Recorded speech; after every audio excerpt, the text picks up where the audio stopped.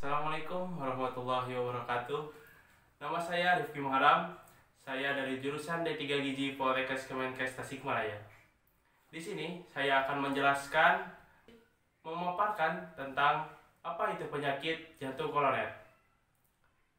Di sini ada yang tahu apa itu penyakit jantung koroner? Apabila belum tahu, saya akan menjelaskan secara sederhana apa itu penyakit jantung koroner. Jadi, jantung koroner adalah penyakit di mana kondisi pembuluh darah jantung mengalami kerusakan diakibatkan karena adanya plak, kolesterol, dan adanya peradangan. Blood flows from your aorta through the coronary arteries to supply your heart muscle with oxygen and nutrients. If you have acute coronary syndrome, blood flow through your coronary arteries is severely reduced.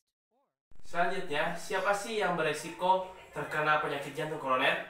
Yang pertama yaitu orang tua atau lansia, di mana seiring berjalannya waktu dan bertambahnya umur, fungsi fisiologi pada orang tua dan lansia mengalami penurunan.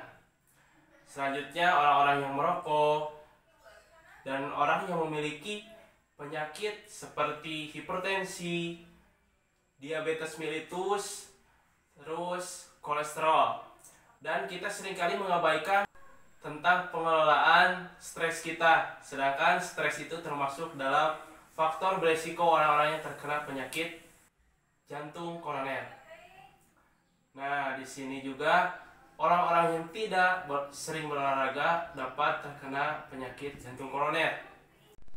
Yang terakhir, ada riwayat keluarga. Jadi, apabila ada keluarga yang terkena penyakit jantung koroner, maka keturunannya ada risiko terkena penyakit tersebut. Selanjutnya, tanda dan gejala penyakit jantung koroner. Yang pertama yaitu sesak bagian kiri badan kita, tepat di bagian jantung. Terus merasa sesak napas dan menimbulkan pusing dan sakit kepala, dan mengeluarkan keringat dingin. Selanjutnya diiringi adanya mual muntah dan seringkali kita merasa lemas. Selanjutnya, diet atau pembagian makanan bagi orang yang berpenyakit jantung koroner. Yang pertama, bagi orang yang disertai penyakit hipertensi, membatasi penggunaan garam di masakan. Maksimal penggunaan garam yaitu perharinya 2 sendok teh.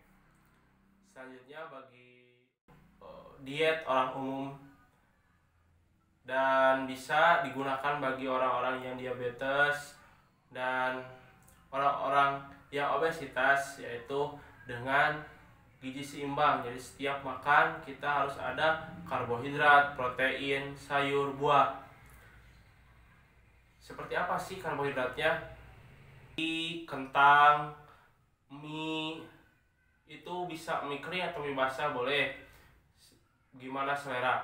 Terus untuk proteinnya semuanya boleh, asalkan kita batasi makanan yang mengandung lemak tinggi seperti halnya daging domba. Selanjutnya, buah-buahan juga boleh kita konsumsi, semua jenis makanannya, buah-buahannya. Nah, buah-buahan apa saja sih yang harus dibatasi? Yang dibatasi itu adalah nangka kuning, nangka yang sudah masak, dan durian. Selanjutnya, dari sayur-sayuran semua boleh dicoba dimakan, namun dibatasi sayuran yang mengandung gas seperti halnya kol dan lobak. Nah, selain itu kita juga harus mengontrol minuman seperti kopi dan alkohol. Dan apabila kita memasak makanan juga kita harus memperhatikan apakah digoreng, direbus, atau diolah seperti apa.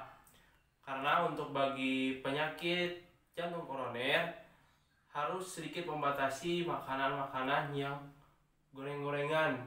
Selain itu, menghindari makanan yang bersantan kental. Nah, agar mempermudah kita dalam memahami diet atau pengaturan makanan bagi penyakit jantung koroner, saya akan tampilkan leaflet tentang contoh menu saya akan mengambil contoh menu dari pagi hari. Nah, di sana itu ada nasi tim, ikan goreng, tempe bacem, sayur sop. Dan untuk selingannya yaitu jus pepaya.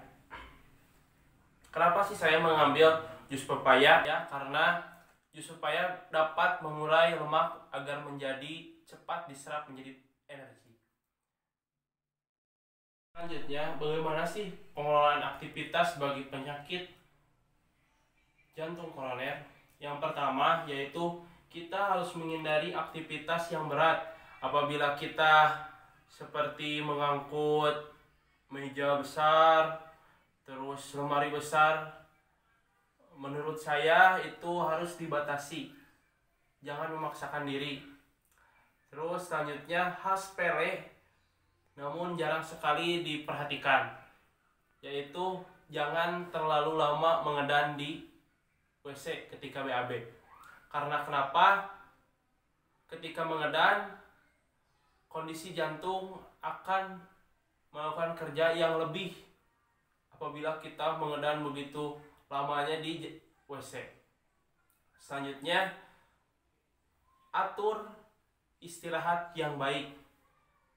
Dan jangan lupa kelola stres. Sekian yang saya paparkan tentang penyakit jantung koroner.